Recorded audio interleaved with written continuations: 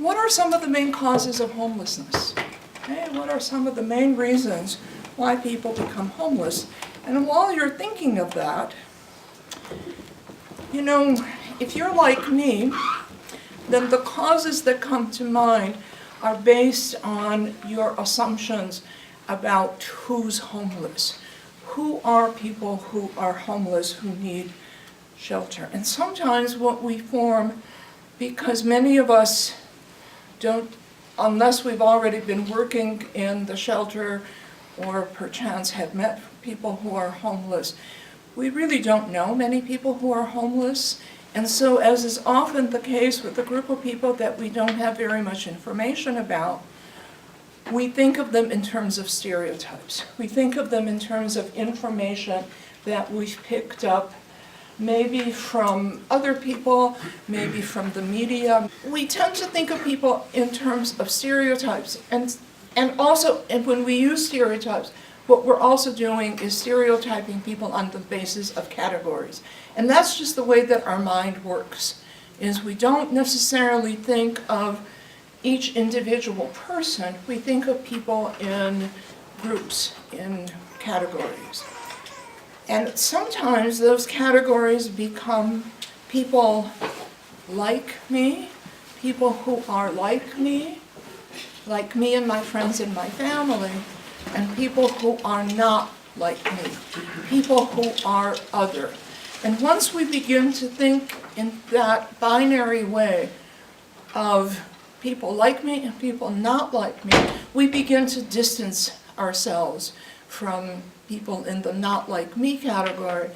We begin to create barriers. We're not sure we really want to get to know people who are not like us, and sometimes that even leads to discriminating against people. Thinking about the causes of homelessness can bring to mind who is homeless. So based on, and again, you don't have to answer this question, but just think about it. Based on the causes of homelessness that came to mind, is this a person that you want to hang out with?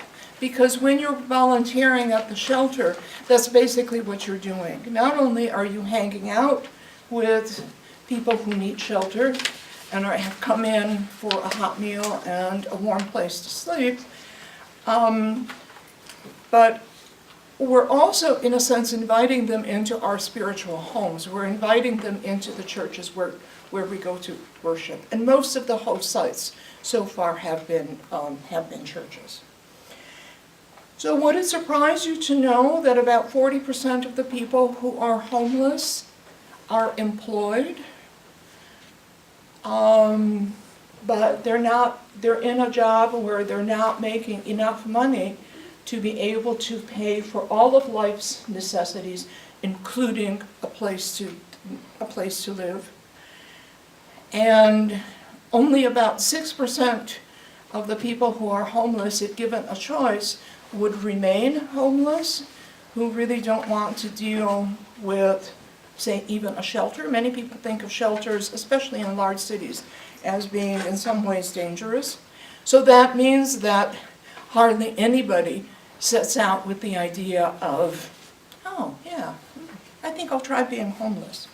So some of the leading causes are a lack of affordable housing, and of course we do have subsidized housing in Mount Pleasant, in Isabella County, but it's not enough to house everybody who's homeless.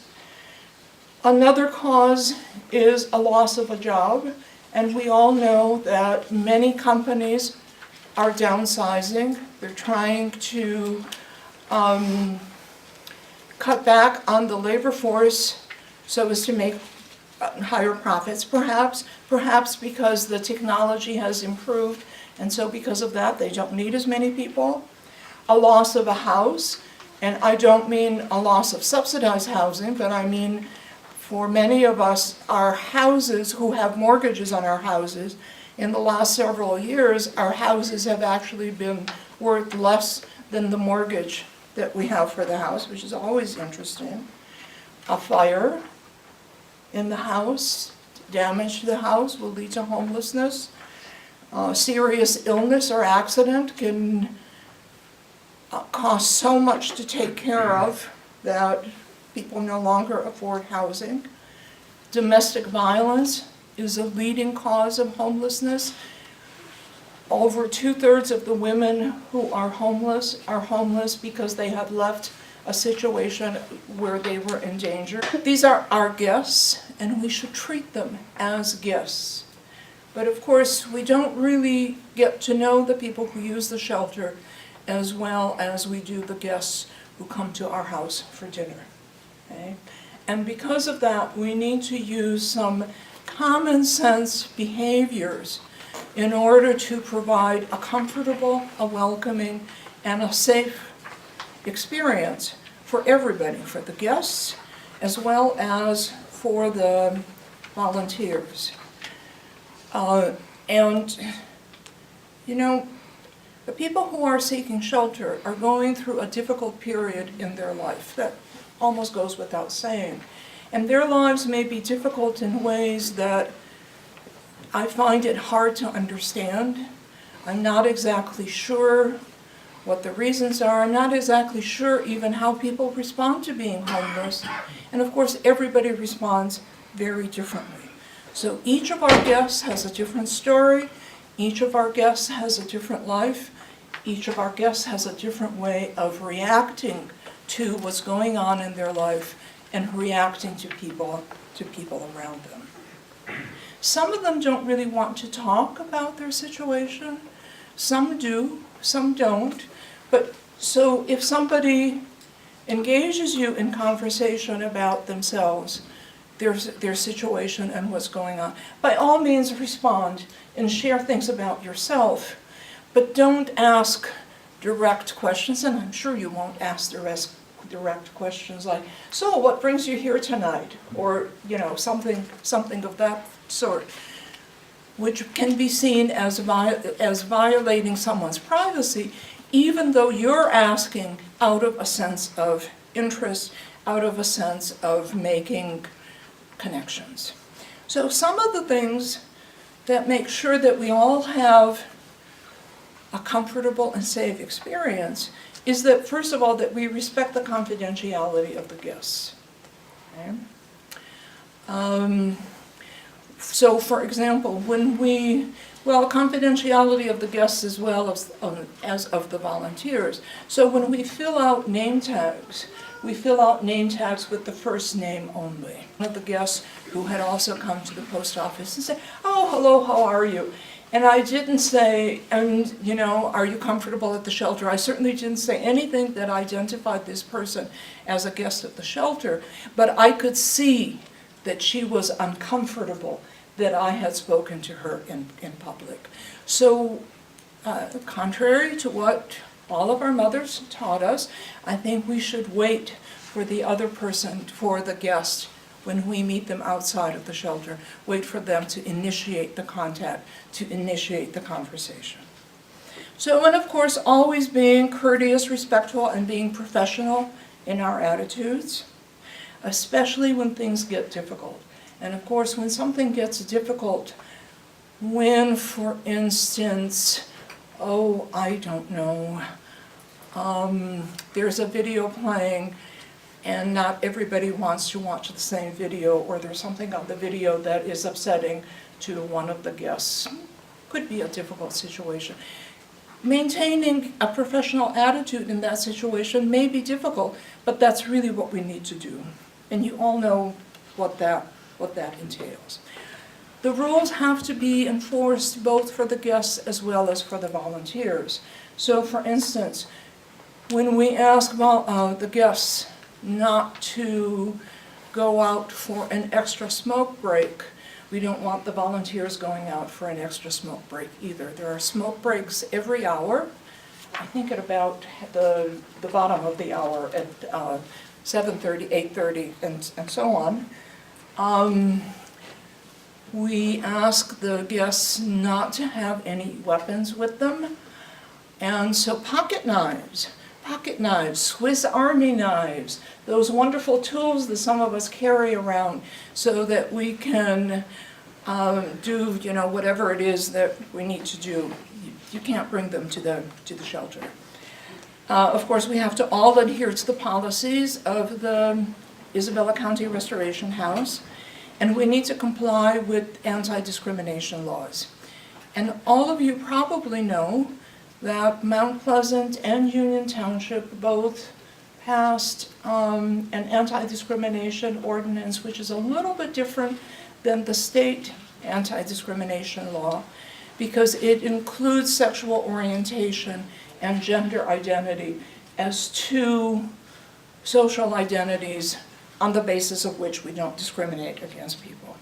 So, things to avoid in order to maintain distance. And again, they're mostly common sense things. The first one may not be so common sense. It's don't disclose the location of future shelters. And the reason for not disclosing that is because we have had a couple of situations where somebody who has not gone through the registration process has tried to get in to the host site after hours.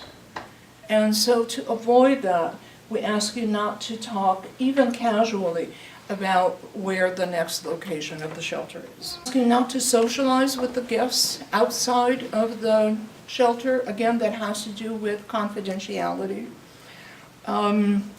Please don't give your phone number or let the guests use your cell phone.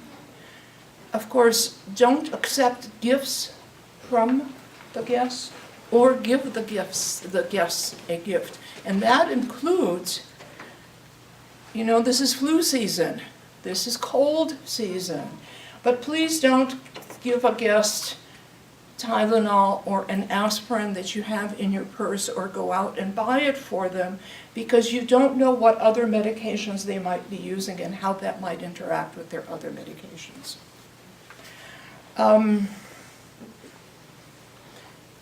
We do provide counseling about jobs that are available, so refer the guests to the staff member, to the coordinator at your host site, rather than offering to hire them.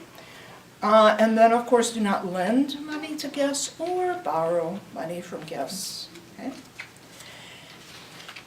A more sort of abstract and general concept is the fact that we're really operating in a situation of a power differential between the volunteers and the guests, in the sense that we are providing a service and the guests are the ones who need the service. Okay? So it's an asymmetrical relationship.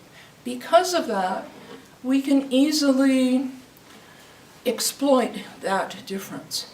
We can exploit that difference even by the way we speak to the guests, the way we ask them to do things, the way we remind them of the rules, by body language, by tone of voice.